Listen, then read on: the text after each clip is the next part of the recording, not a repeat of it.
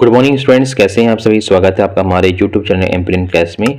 तो स्टूडेंट्स, आज हम आपके लिए जो कक्षा छठवीं और सातवीं के जो बच्चे हैं उनके लिए गणित का प्रोजेक्ट कार्य लेके आए हैं। ठीक है, इसके पहले का वीडियो हमने विज्ञान का प्रोजेक्ट कार्य आपको बता दिया था। इसमें 2 प्रोजेक्ट आपको बनाने हैं। ठीक है, इस तरह से गणित विषय में भी आपके 2 प्रोजेक्ट आपको तैयार करने हैं। आपको पता ही होगा जो आपकी लिखित परीक्षा होगी वो आपकी 60 नंबर की होगी और जो 40 नंबर है आपके प्रोजेक्ट कार्य से मतलब प्रोजेक्ट के ही द्वारा आपको मिलेंगे। इसमें 2 प्रोजेक्ट आपके 20-20 नंबर का आएंगे। तो देखिए, गणित में दो प्रोजेक्ट हैं आपके लिए हमने लेके आए हैं, इनको आपको तैयार करना है। ठीक है, पहले देखते हैं प्रोजेक्ट कार्य क्या है। आप बाजार से निम्नलिखित 5 खाद्य सामग्रियों का मूल्य पता कीजिए।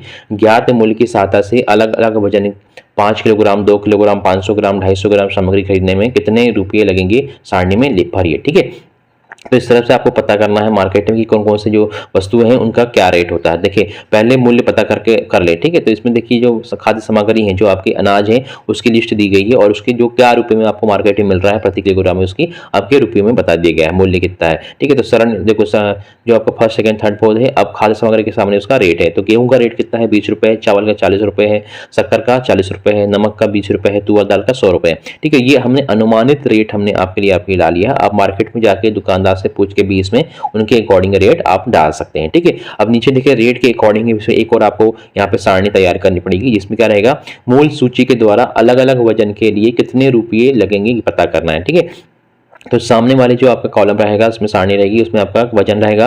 दूसरे में क्या आपका गेहूं के लिए कितने रुपए लग रहे हैं, चावल के लिए कितने रुपए लगेंगे, शक्कर के लिए कितने रुपए लग रहे हैं, नमक के लिए, तुअर दाल के लिए, इस तरह से सभी अनाजों के लिए आपको कितने रुपए लगेंगे, इस तरह से आपको लिख लेना है। ठीक है, फिर नीचे आपको क्या दिया है, आपको उसकी वजन दिया हुआ कि 250 ग्राम जो है, अगर जो तुअल है, ठीक है, 250 ग्राम क्या आपका गेहूं है तो उसमें कितने रुपए लगेगा आपको बताना है। जैसे कि हमने पहले गेहूं का रेट कितने रुपए दिया था, 20 रुपए दिया था, तो 250 ग्राम जो है गेहूं का 20 रुपए के हिसाब कितने रुपए हो गया, 5 रुपए लगेगा आपका। ऐसे चावल के लिए आपको कितना लगेगा, 10 रुपए लगेगा, शक्कर के लिए आपको भी 10 रुपए लगेगा, नमक के लिए आपके लिए 5 रुपए लगेगा, तुअर दाल के लिए आपको 25 रुपए लगेगा, क्योंकि कितनी कीमत है तुअर दाल की, 100 रुपए थी। ठीक है, 250 ग्राम मतलब एक पाव के लिए आपको 25 रुपए लग रहे हैं। ठीक है, इसी तरह से देखिए 500 ग्राम, तो 500 ग्राम जो गेहूं आपको 10 रुपए लग रहे हैं। ठीक है, 500 ग्राम आपके लिए जो क्या था, पहला चावल था तो 20 रुपए लग रहे हैं, है ना, शक्कर के लिए 20 रुपए लग रहे हैं, आपका नमक के लिए 10 रुपए लग रहे हैं और तुअर दाल के लिए 50 रुपए लग रहे हैं। इस तरह से 2 किलो वजन के लिए आपको रेट निकालना है। तो आपका जो किलो में जो आपका जो रेट था, उसका मूल्य था, उसको कर देना है 2 से इंटू कर देना है, उससे गुणा कर देना है। ठीक है, तो 20 रुपए के हिसाब से 40 रुपए का हो गया,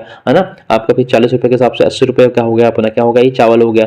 40 रुपए की शक्कर के हिसाब से तो 80 रुपए की शक्कर हो गई, है ना। 2 किलो जो क्या था, 20 रुपए किलो क्या था, अपना नमक था तो 40 रुपए हो गया, और जो अपनी क्या थी तुअर दाल थी कितने रुपए किलो थी, 100 रुपए किलो थी, तो आपका 200 रुपए की हो गई। ठीक है, इस तरह से 5 किलोग्राम के लिए आप निकाल सकते हैं 100 रुपए, 200 रुपए, 200 रुपए, 100 रुपए, 500 रुपए। ठीक है, इस तरह से आपको ये सारणी को तैयार करना है अपने जो है प्रोजेक्ट फाइल में, है ना। अब हम देखते हैं सेकंड नंबर का जो प्रोजेक्ट क्या है। देखिए, प्रोजेक्ट कार्य क्या है दूसरा हमारा, विद्यार्थी कक्षा 7वीं 8वीं की जो गणित विषय की जो पाठ्य पुस्तक है या बुक है, ठीक है, उसमें अन्य माध्यमों की सहायता से किन्हीं 3 गणितज्ञों के आपको नाम निकालने हैं। ठीक है, 3 गणितज्ञ के बारे में आपको बताना है और उनके एकत्र कर नीचे दी गई सारणी को पूर्ण करना है। ठीक है, तो नीचे एक सारणी दी गई है, उसके अकॉर्डिंग आपको इनके नाम लिखना है। तो देखिए, आपको गणितज्ञ का नाम लिखना है, उसकी जन्मतिथि रहेगी, जन्म स्थान, इसके बाद शिक्षा कितनी प्राप्त की है और उन्होंने कौन सी खोज करी है। ठीक है, उसके बारे में आपको इनको बताना है ना। तो बच्चों देखो, इसमें पहला जो हमने गणितज्ञ आपके लाए हैं, क्या नाम था उनका, श्रीनिवासन रामानुजन। ठीक है, श्रीनिवासन रामानुजन के बारे में हम बताएंगे कि उनके जन्म कब हुआ था। देखिए, जन्म तिथि क्या है उनकी, 22 दिसंबर 1887 में हुआ था। ठीक है, ये कहाँ पे उनका जन्म स्थान क्या है, तमिलनाडु है। फिर शिक्षा कहाँ से प्राप्त करी उन्होंने, कैम्ब्रिज विश्वविद्यालय से उन्होंने प्राप्त करी। ठीक है, खोज क्या क्या है, देखो उनकी थीटा फलन, कृत्रिम थीटा फलन और सोल्डरन स्थिरांक। ठीक है, ये उन्हें वहां पे इनकी खोज थी। ठीक है, इस तरह से आप लिख सकते हैं। दूसरा देखें क्या नाम है उनका, दूसरा जो गणितज्ञ है उनका नाम है शकुंतला देवी। ठीक है, तो शकुंतला देवी जी का जन्म कब हुआ था, 4 नवंबर 1929 को हुआ था। 4 नवंबर 1929 को है, कहाँ पे हुआ था, स्थान हम बताएंगे, तो बेंगलुरु कर्नाटक में हुआ था। और उन्होंने शिक्षा कहाँ से प्राप्त करी है, यूनिवर्सिटी ऑफ मैसूर से प्राप्त करी थी। और उनकी खोज क्या देखें, वर्ष 1977 में, ठीक है, शकुंतला ने 201 अंकों की संख्या का 23वां वर्गमूल बिना कागज और कलम के निकाला था। ठीक है, बिना कागज और कलम के उन्होंने क्या निकाला था, 201 अंकों का वर्गमूल निकाल लिया था, इनकी खोज थी। ठीक है, अब तीसरे जो गणितज्ञ हमारे क्या है, ये बहुत ही फेमस है, इनका नाम है आर्यभट्ट। ठीक है, तो आर्यभट्ट जी का जो जन्म है, अभी डेट कंफर्म नहीं है, ठीक है, अब डेट कंफर्म नहीं है इसमें, तो आपको क्या बताना, दिसंबर 476 ईस्वी पूर्व में आपका इनका जन्म हुआ था। ठीक है। पाटलिपुत्र कहाँ हुआ था, इनका स्थान क्या बता सकते हैं आप, पाटलिपुत्र पटना बिहार में हुआ था। ठीक है। फिर इनने जो उच्च शिक्षा कहाँ से प्राप्त की थी, उच्च शिक्षा विश्वविद्यालय से प्राप्त की थी।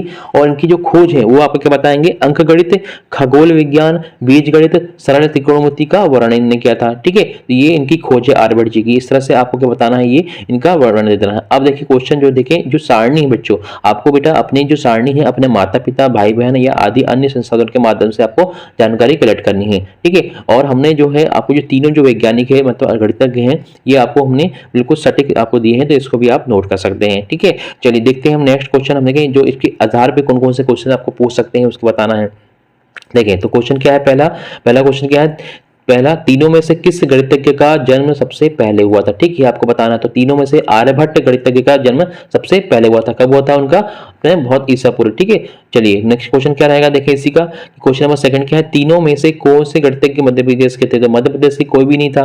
ठीक है। तो आपको लिखना तीनों में से कोई भी गणितज्ञ जो है मध्य प्रदेश के नहीं है। ठीक है, जो हमने दिए उसके अकॉर्डिंग। चलिए क्वेश्चन नंबर तीसरा क्या लिख सकते हैं, इसमें देखिए क्वेश्चन क्या पूछा है, किन किन गणितज्ञों का जन्म ईसा पूर्व हुआ था एवं किन गणितज्ञों का जन्म ईसवी शताब्दी में हुआ था। ठीक है। तो देखिए आर्यभट्ट का जन्म जो है जन्म ईसा पूर्व हुआ था। ठीक है। ईसा, और श्रीनिवासन रामानुजन और शकुंतला देवी का जन्म क्या है, ईसवी शताब्दी में हुआ है। तीसरे से आप इसका आंसर लिख सकते हैं। क्वेश्चन 3 हो गया। ठीक है, ये 3 टोटल क्वेश्चन हो जाते हैं। इसके बाद हम देखते हैं प्रोजेक्ट कार तीसरा देखते हैं। ठीक है। आपको कोई भी 2 प्रोजेक्ट कार करने हैं, लेकिन इसमें आपको हमने और भी प्रोजेक्ट कार ला दी है, इसमें से आप कोई सा भी प्रोजेक्ट कार चूज कर सकते हैं। ठीक है। देखिए प्रोजेक्ट कार तीसरा क्या है कि आपको बताना है निर्देश, विद्यार्थी अपने घर या आसपास के परिवेश में कम से कम 9 वर्गाकार या आयताकार वस्तुओं का अवलोकन कर उसका चयन करें। ठीक है। आपको करना है, आपको अपने आसपास के जो क्षेत्र है वहां पे देखना है और 9 वर्गाकार या आयताकार वस्तु का अवलोकन करना है, उनको आपको इकट्ठा करना है। दूसरा देखें क्या लिखा है निर्देश, चयनित वस्तुओं की लंबाई एवं चौड़ाई सेंटीमीटर में मापकर निम्नलिखित सारणी को पूरा करें। ठीक है। तो उनका जो आपको जो अपने जो भी परिवेश है उसमें जो भी आप वस्तुएं आप कलेक्ट करेंगे उसकी आपको क्या करना है, उनकी लंबाई और चौड़ाई आपको नाप के यहाँ पे डालनी है। ठीक है। तो देखिए हमने आपके लिए बहुत ही सिंपल शब्दों में आपके लिए सारणी हमने आपके सामने ला दी है, इसको आप नोट कर सकते हैं। तो पहला देखिए क्या है आपका बेटा, आपका बिस्किट जो रहेगा, बिस्किट का आपको वस्तु की लंबाई क्या बताई रहेगी, बिस्कुट 5 सेंटीमीटर है, वस्तु की चौड़ाई कितनी 2 सेंटीमीटर है, परिमाप जो है 14 सेंटीमीटर है और क्षेत्रफल कितना आ जाएगा 10 सेंटीमीटर वर्ग है ना, वर्ग हो जाएगा। इस तरह से आप बिस्किट का, पुस्तक का, पलंग का, मोबाइल का, खिड़की का, दरवाजा का, टीवी का, ये सभी का जो अनुमानित जो है उसकी लंबाई चौड़ाई आप उसमें नोट करके लिख सकते हैं। ठीक है। आपके लिए हमने ये सारणी में पहले से ही आपके लिए देख लिया हमने, ये सभी की साइज जो है अभी लाके आपको बता दिया है। ठीक है, इसको अभी आप नोट कर सकते हैं। ठीक है।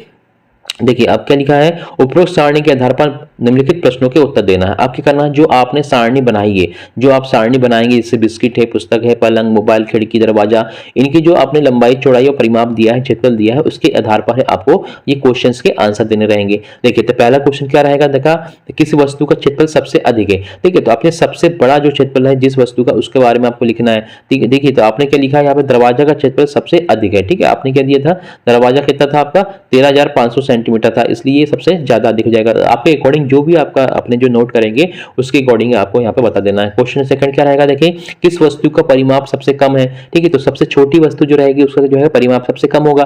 तो बिस्किट जो है आपका, बिस्कुट जो है सबसे छोटा है, बिस्कुट का परिमाप सबसे कम है, ऐसा आप बता सकते हैं। क्वेश्चन नंबर तीसरा क्या रहेगा, देखिए सबसे अधिक क्षेत्रफल व सबसे कम क्षेत्रफल वाली वस्तु के क्षेत्रफलों को कितना अंतर है। ठीक है। तो आपको जो है सबसे जो अधिक क्षेत्रफल वाली जो वस्तु थी कौन सी थी, अपनी दरवाजा था, और सबसे कम कौन सी थी, अपनी बिस्किट थी। तो दोनों के जो क्षेत्रफल दिए हैं उनको क्या कर देना, आपको इसमें से माइनस कर देना है। ठीक है। तो 13,500 वर्ग सेंटीमीटर क्या था अपना, सबसे अधिक क्षेत्रफल वाला था दरवाजा का, और सबसे कम जो था कौन सी 10 वर्ग सेंटीमीटर किसकी थी, अपनी बिस्किट की थी। इनमें से क्या करेंगे, इसको 10 को माइनस कर देंगे, तो जो हमारा आंसर जाएगा वो आपको लिख देना है। ठीक है। क्षेत्रफलों के अंतर क्या हो जाएगा, 13,490 वर्ग सेंटीमीटर हो जाएगा। ठीक है। ये आप अकॉर्डिंग आप लिख सकते हैं। ठीक है। क्वेश्चन नंबर चौथा क्या है, ऐसी वस्तु के नाम लिखिए जिनकी लंबाई व चौड़ाई बराबर है। ठीक है। देखिए तो आपको इसमें से कौन कौन सी जो वस्तु थी आपने जो बनाया होगा जिसकी लंबाई और चौड़ाई बराबर है उसके बारे में बताना। जैसे कि खिड़की, टीवी एवं कूलर की लंबाई बराबर है एवं खिड़की और कूलर की चौड़ाई बराबर है। ऐसा आपको जो सारणी आपने जो बनाई है उसके अकॉर्डिंग आपको यहाँ बता देना। ठीक है। जैसे टीवी और कूलर, अपना टीवी और कूलर हुआ, देखो इसकी क्या है लंबाई, जो है वस्तु की लंबाई कितनी 60 सेंटीमीटर है। ठीक है। और जो है देखिए टीवी और किसकी है चौड़ाई सबसे बराबर है, यहाँ पे देखिए कूलर और 40 सेंटीमीटर किसकी, देखिए खिड़की है ना, कूलर और खिड़की की जो है चौड़ाई आपकी 40 सेंटीमीटर है। ठीक है। इस तरह से बताना है, खिड़की, कूलर और टीवी, तीनों की 60-60 सेंटीमीटर की लंबाई थी, ये बता दिए, और 40-40 सेंटीमीटर किसकी, कूलर की और आपकी खिड़की की, ये आपको बता देना है। ठीक है, इस तरह से आपका ये आंसर आप वहां बता सकते हैं बहुत ही आसान शब्दों में, है ना। अब क्वेश्चन हम लोग देखते हैं, हमारा ये प्रोजेक्ट 3 कंप्लीट हो गए हैं। हम देखते हैं इसमें प्रोजेक्ट नंबर 4 है। ठीक है, तो ये आपका प्रोजेक्ट 4 है, आपको बनाने तो 2 ही हैं, लेकिन इसमें से आप कोई भी प्रोजेक्ट चूज कर सकते हैं जो आपके स्कूल के द्वारा आपको प्रोवाइड किया जाएगा। ठीक है, लेकिन आपको पहले से उसको तैयार करना है। देखिए, तो प्रोजेक्ट नंबर 4 क्या है, आप बाजार में सामग्री खरीद कर लाते हैं, उनमें कुछ खुली और कुछ पैक सामग्री होती है, सामग्री के अनुसार सारणी में जानकारी लिखिए। ठीक है, जो आपके जो बाजार जाते हैं, मार्केट जाते हैं, उसमें जो बहुत सारी जो है जो वस्तुएं हैं, है ना, बहुत सारी क्या होती है, खुली पैकिंग में रहती है या फिर कुछ रहती है पैकिंग में रहती है, तो आपको बराबर को जानकारी देना है। देखिए, तो आपको सारणी कैसे बनाएंगे, देखो यहाँ पे जो है, देखिए कार्य का वर्णन आपको बताना है, यहाँ पे बिंदु दिए हैं, कौन कौन से बिंदु, फिर नाम, उस वस्तु का नाम लिखा है। ठीक है, एक मार्क है या नहीं आपको बताना है, एक मार्क मतलब उसमें ब्रांड है कि नहीं, है ना। फिर वजन आपको बताना है, कीमत बतानी है, सामग्री का उपयोग लिखने का। ठीक है, देखिए, तो कोई 5 पैक वस्तुओं के नाम लिखना है आपको, पहले 5 तो पैकिंग में आती है। ठीक है, तो पहला आपने क्या लिख दिया, यहाँ पे तेल लिख दिया। ठीक है, तो तेल में क्या होता है, नाम लिखा रहता है, जैसे कि स्वादिष्ट है, ठीक है, माधुरी है ना, अपना सनफ्लावर के जो रहता है, धारा है, ठीक है, फॉर्चून है, ये नाम रहता है, तो मतलब एक मार मतलब ब्रांड है, तो हाँ लिखेंगे। तो वजन मतलब क्या होता है, वजन में आप 1 केजी लिख सकते हैं या फिर 1 लीटर लिख सकते हैं, क्योंकि मार्केट में जो पैकिंग आती क्या होती है, 1 लीटर में आती है, तो हमने इसको केजी कर दिया है, इसको आप 1 लीटर भी लिख सकते हैं। ठीक है, 1 लीटर लिख सकते हैं इसमें, है ना, 1 लीटर लिख देंगे इसको आप। फिर आपकी कितनी कीमत है, अभी करंट में तेल की कीमत, सोयाबीन तेल की आपकी क्या है, 130 रुपये लीटर है, तो आप लग सकते हैं। फिर क्या लिखेंगे, सामग्री उपयोग का, सब्जी बनाने में यूज किया जाता है तेल का। दूसरा क्या देखें, क्या है आपका, चाय पत्ती। चाय पत्ती क्या होती है, खुली भी आती है और आपकी बिना वाली भी आती है, तो चाय पत्ती में हमने नहीं कर दिया, आप हाँ भी कर सकते हैं। जैसे ब्रांडेड जो चाय पत्ती होती है, एक मार्क लिखा रहता है ना उसमें, जैसे कि रेड लेबल है आपका, बाग बकरी चाय है, टाटा टी है ना, ताजमहल है, ये क्या है आपके एक मार्क वाली होती है, जिसमें आप हाँ भी कर सकते हैं, हमने नहीं कर दिया। ठीक है, खुली चाय पत्ती की बात करें, वजन क्या होगा, 1 केजी हो गया। ठीक है, और कीमत कितनी होगी, 380 रुपये किलो होगी, चाय बनाने में यूज की जाती है चाय पत्ती का। ऐसे साबुनदाना, तो चाय पत्ती क्या है, एक मार्क होता है हाँ, और उसका वजन हो गया, हमने क्या लिखा है 1 केजी। ठीक है, कीमत लिख दी 70 रुपये, और उपवास में क्या होते हैं, हम उसको खिचड़ी वगैरह बनाने के लिए उपवास के लिए यूज किया जाता है। ऐसे नमक का हो गया, तो नमक क्या होता है, खुला भी आता है, पैकिंग में आता है, लेकिन ये पैकिंग वाला है, तो पैकिंग वाला जाएगा, एक मार्क वाला है, नहीं कर सकते हैं, या हाँ भी कर सकते हैं, क्योंकि ब्रांडेड है, टाटा के होते हैं, है ना, टाटा जो ब्रांड का आता है वो एक मार्क वाला होता है, तो उसमें हाँ भी कर सकते हैं आप, है ना। तो उसमें हमने नहीं कर दिया है, जो बच्चे मैक्सिमम जो है गांव में मिलते हैं या फिर अदर में जो है बिना एक मार्क का मिलता है ना। तो 1 केजी लिख देंगे, 20 रुपये, सब्जी बनाने में यूज, निरमा का इसी लिख सकते हैं आप, निरमा भी आपका क्या होता है, एक मार्क होता है, नहीं लिख देंगे आप। 1 केजी 40 रुपये कपड़े धोने के लिए। अब देखिए नेक्स्ट जो रहेगा 5 जो आपको लिखना है, जो बिना वस्तुएं जो खुली आती हैं, ठीक है, जिसमें पैकिंग में नहीं आती है, जैसे कि दाल आप लिख सकते हैं, है ना, दाल 1 केजी कितने, 100 रुपये की सब्जी बनाने में, शक्कर 1 केजी 40 रुपये की, है ना, मिठाई एवं चाय बनाने के लिए। धना लिख सकते हैं 1 केजी 160 रुपये किलो, मसाला बनाने के लिए। मिर्च लिख सकते हैं आप 1 किलो 200 रुपये सब्जी बनाने के लिए। हल्दी 1 किलो, है ना, 180 रुपये किलो है सब्जी एवं दवाई बनाने के लिए, इसका यूज किया जाता है। इस तरह से आप खुली जो 5 वस्तुएं हैं उसके बारे में आप जानकारी ले सकते हैं। आपके अकॉर्डिंग और भी हमें बहुत सारी चीजें आप ले सकते हैं, हमने आपके लिए जो आसान शब्दों में हम लोग जो बच्चे कॉमन को जानते हैं वो आंसर हम लेके आए। ठीक है, तो इसको भी आप नोट कर सकते हैं अपनी नोटबुक में। ठीक है, चलिए अब नेक्स्ट हम लोग आगे देखते हैं, इनके जो आधारित क्वेश्चंस रहेंगे क्या रहेंगे। देखिए क्वेश्चन क्या रहेगा, आपके गांव शहर वार्ड में किन किन वस्तुओं की बिक्री हेतु दुकानें उपलब्ध है, उनके बारे में आपको बताना है। ठीक है, तो हमारे गाँव में क्या हो रहा है, हमारे गाँव या शहर में किराना दुकान उपलब्ध, जिसमें से हमारे दैनिक उपयोग की सभी वस्तुएं मिल जाती हैं। इस तरह से आप आंसर करेंगे। दूसरा क्या है, देखिए सब्जी दुकान उपलब्ध है, जिसमें सभी प्रकार की ताजी सब्जियां मिलती हैं। तीसरा क्या है, कपड़ा दुकान उद्योग है ना, जिसमें उपलब्ध हमें सभी प्रकार के कपड़े मिल जाते हैं। इस तरह से आप दुकान, किराना दुकान के बारे में, सब्जी दुकान के बारे में या फिर कपड़ा दुकान के बारे में आप उसमें डाल सकते हैं। आपको देखिए तीसरा नंबर क्या रहेगा क्वेश्चन, आपके यहाँ दैनिक उपयोग में कौन कौन सी वस्तुएं उपयोग में लाई जाती है उनके बारे में लिखिए। ठीक है, तो इसमें देखिए क्या रहेगा, उपयोग में लाई जाने वाली वस्तुएं कौन कौन सी हैं, कूलर, पंखा, ठीक है, तो गर्मी के लिए यूज करते हैं हम लोग। दूसरा क्या है, बर्तन भोजन बनाने के लिए, अलमारी सामान रखने के लिए, पलंग सोने के लिए, पानी पीने एवं अन्य काम के लिए, कुर्सी जो है, टेबल जो होती है बैठने के लिए, पढ़ने के लिए। तो इस तरह से आप उपयोग में आने वाली वस्तु के बारे में आप लिख सकते हैं। ठीक है, और उसमें क्या क्या उसके उपयोग है आपको ये बताना है यहाँ पे, है ना। और देखिए नेक्स्ट क्या है, यह वस्तुएं कैसे तैयार होती है इसके बारे में पता करना आपको। देखिए तो पहले हमने क्या लिखा था, कूलर और पंखा, है ना, तो उसके बारे में लिखना पड़ेगा, जो ऊपर लिखा है उसी को ही आपको यहाँ पे नीचे लिखना पड़ेगा।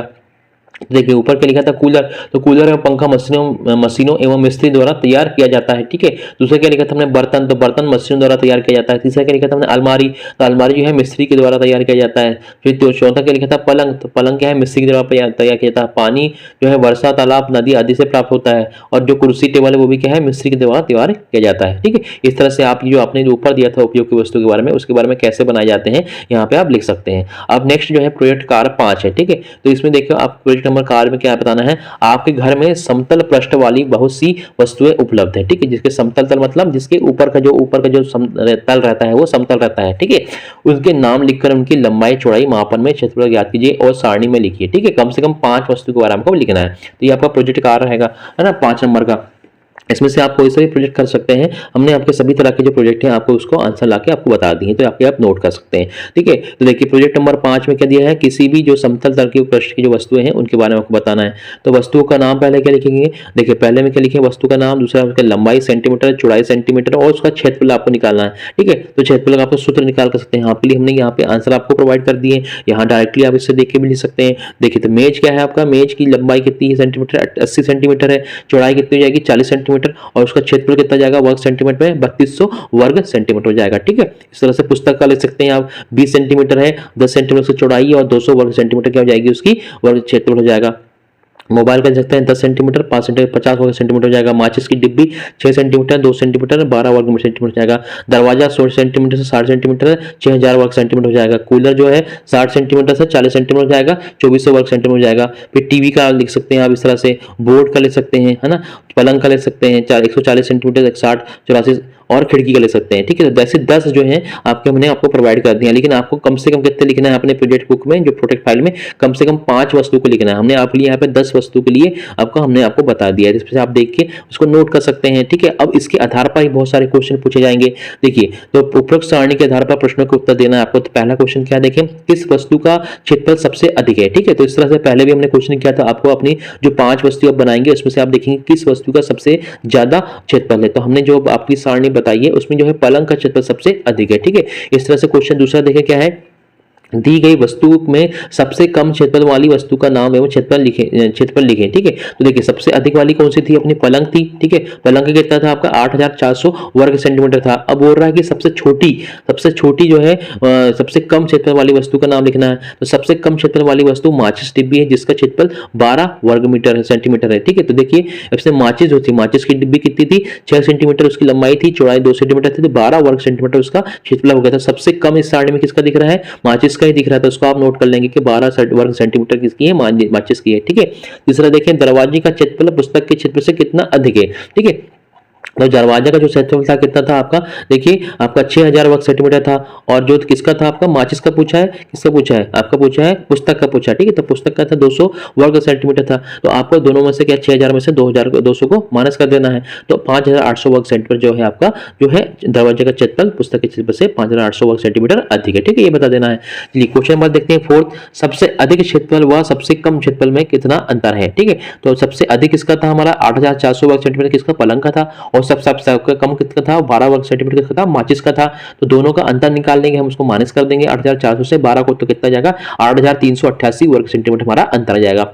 इसी क्वेश्चन नंबर 5 देखते हैं क्या है, सारणी से क्षेत्रफल को आरोही क्रम में लिखिए, ठीक है। तो आपको आरोही क्रम मतलब आपको बढ़ते क्रम में लिखना है, ठीक है। आरोही मतलब क्या होता है, बढ़ते क्रम में लिखना है ना। तो देखिए सबसे छोटा क्या हो जाएगा आपका 12 वर्ग सेंटीमीटर जाएगा, फिर 50 वर्ग सेंटीमीटर जाएगा, 200 वर्ग सेंटीमीटर, 1800 वर्ग सेंटीमीटर, 2400 वर्ग सेंटीमीटर, 2400 वर्ग सेंटीमीटर, 2400 वर्ग सेंटीमीटर, तीन चीज के सेम थे। फिर 3200 वर्ग सेंटीमीटर, फिर 6000 वर्ग सेंटीमीटर और 8400 वर्ग सेंटीमीटर। इस तरह से आपके जो है आपके पूरे जो है आरोही क्रम में आप लिख सकते हैं। तो ये टोटल जो 5 प्रोजेक्ट है आपके, हमने आपको ये प्रोवाइड कर दिए हैं। इनमें से कोई भी आप 2 प्रोजेक्ट आपको आपकी जो प्रोजेक्ट फाइल रहेगी उसमें आपको नोट करने हैं, ठीक है। ये बहुत ही आसान शब्दों में आपके लिए हमने आंसर लेके आए हैं, इसको भी आप नोट कर सकते हैं या फिर अपने शिक्षक की सहायता से या अपने माता पिता की सहायता से आपको बनाना है, ठीक है बच्चों। तो ये आपको वीडियो कैसा लगा हमें कमेंट बॉक्स में बताएं और वीडियो को अधिक से शेयर करें अपने फ्रेंड्स को जो अपनी 6वीं और 7वीं में बच्चे हैं उनको, ताकि उन्हें भी इसका लाभ मिल पाए, ठीक है। और अगर आपने चैनल हमारा सब्सक्राइब नहीं करा अभी तक, चैनल को सब्सक्राइब जरूर कर दे ताकि इसके आने वाले जो वीडियोस हैं आपको तुरंत मिल जाएंगे, ठीक है। तो वीडियो देखने के लिए बहुत बहुत धन्यवाद। Thanks for watching.